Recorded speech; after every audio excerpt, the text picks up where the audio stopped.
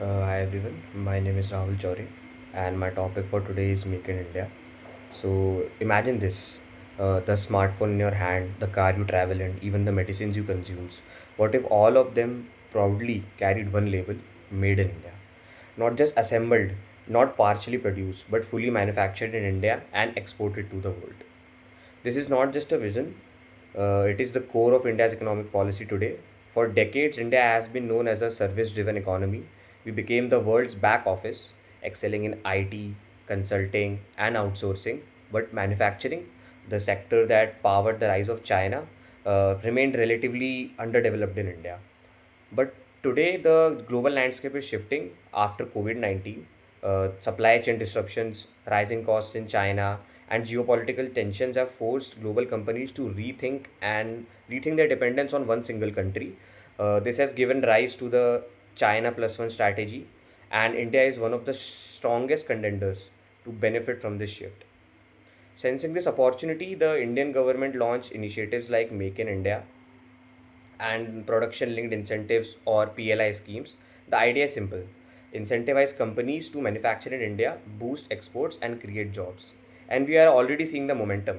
Companies like Apple are increasingly shifting production to India, with a growing share of iPhones now being assembled here.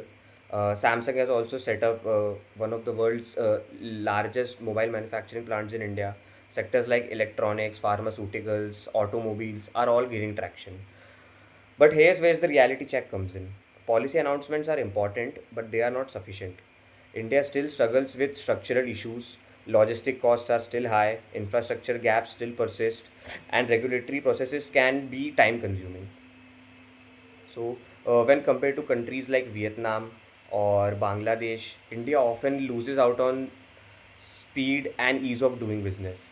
Even more importantly, manufacturing today is not about cheap labor, it's about skilled labor. Automation, precision, and technology define modern factories.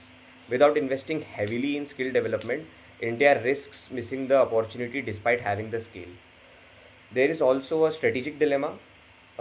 Policies like Atmanirbhar Bharat aim to build self-reliance, but if this turns into protectionism, India could isolate itself from global value chains, which are essential for long-term growth.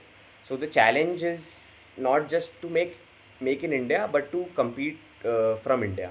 That means better infrastructures, simpler regulations, skilled human capital, and strong global integration. Because in today's world, countries don't compete on ambition; they compete on execution. And that brings me to the final thought that India doesn't just need to ask, "Can we manufacture more?" India needs to ask, "Can the world rely on us to manufacture better, faster, smarter than anyone else?" Because the day the answer becomes yes, made in India will not just be a label, it will be a global standard. Thank you.